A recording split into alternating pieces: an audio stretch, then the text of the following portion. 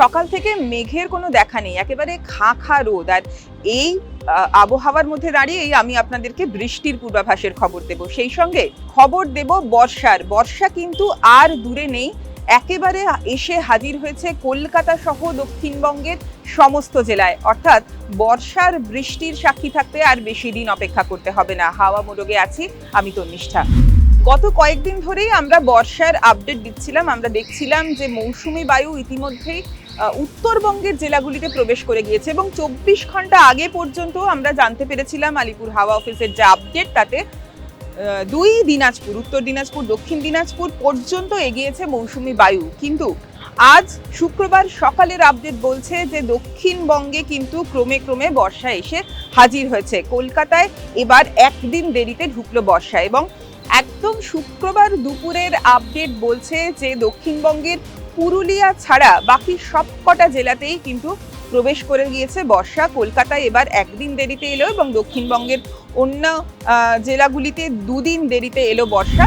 বর্ষার যে ভারী বৃষ্টি সেটা এখনই হওয়ার সম্ভাবনা নেই। আপাতত দক্ষিণবঙ্গে বিক্ষিপ্ত বৃষ্টি হবে। গত কয়েকদিন ধরে আমরা যেভাবে দেখেছি যে সারাদিন গরম এবং দুপুরবেলার দিকে বা সন্ধ্যাবেলার দিকে প্রবল বৃষ্টির সঙ্গে বজ্র বিদ্যুৎ সহ ঝড়, সেই বৃষ্টি আবারও কিন্তু হওয়ার একটা সম্ভাবনা রয়েছে এবং আজকেও কলকাতা এবং দক্ষিণবঙ্গের অন্যান্য জেলাগুলিতে বিক্ষিপ্ত বৃষ্টিপাত, সেই সঙ্গে বজ্র বিদ্যুৎ সহ ঝড়ের সম্ভাবনা রয়েছে। কোথাও কোথাও 30 থেকে 40 কিলোমিটার বেগে ঝড় বইতে পারে, এমনটা কিন্তু জানা যাচ্ছে।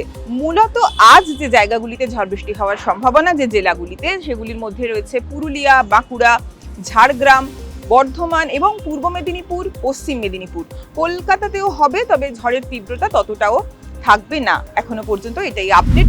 আগামী কয়েকদিনের মধ্যে কিন্তু দক্ষিণবঙ্গের জেলাগুলিতেও ক্রমে ক্রমে বৃষ্টির যে প্রাবল্য সেটা বাড়তে শুরু করবে। আর উত্তরবঙ্গের দিকে যদি আমরা নজর দিই, সেখানে দেখব গত কয়েকদিন ধরেই সেই বৃষ্টি শুরু হয়েছে এবং বৃষ্টির স্পেল সেখানে চলবে আগামী সপ্তাহে মঙ্গলবার এবং বুধবার পর্যন্ত। বিশেষ করে আলিপুরদুয়ার, কোচবিহার, জলপাইগুড়ি, এই 3 জেলায় কিন্তু শুক্রবার বেশ ভারী বৃষ্টির সম্ভাবনা রয়েছে। সঙ্গে 50 থেকে 60 কিলোমিটার বেগে ঝোড়ো হাওয়া বইতে পারে এবং আগামী কাল থেকে অর্থাৎ শনিবার, রবিবার পার্বত্য যে জেলাগুলি, দার্জিলিং, কালিম্পং, জলপাইগুড়ি, এই প্রত্যেকটা জেলাতেই কিন্তু আস্তে আস্তে বৃষ্টি বাড়তে থাকবে এবং আগামী মঙ্গলবার, বুধবার যথেষ্ট ভারী বৃষ্টি হওয়ার সম্ভাবনা থাকছে। বৃষ্টি যতক্ষণ হবে ততক্ষণই কিন্তু স্বস্তি। তার বাইরে ভ্যাপসা গরমের যে আবহাওয়া দক্ষিণবঙ্গে বিশেষত রয়েছে, সেটা কিন্তু আপাতত এরকমই বজায় থাকবে বলেই আবহাওয়াবিদরা জানাচ্ছেন। আজ সকালে সর্বনিম্ন তাপমাত্রা ছিল 25 ডিগ্রি সেলসিয়াস আর গতকালের সর্বোচ্চ তাপমাত্রা ছিল 34 ডিগ্রি সেলসিয়াসের আশেপাশে। অর্থাৎ 34 থেকে 35 ডিগ্রি সেলসিয়াসের আশেপাশে আপাতত থাকবে তাপমাত্রা। তবে ঝড় বৃষ্টি হলে কিছুটা তাপমাত্রা কমবে এবং কিছুটা স্বস্তি মিলবে, এমনটাই জানা যাচ্ছে। আবহাওয়ার সমস্ত আপডেট জানতে চোখ রাখুন TV9 বাংলা ডিজিটালে।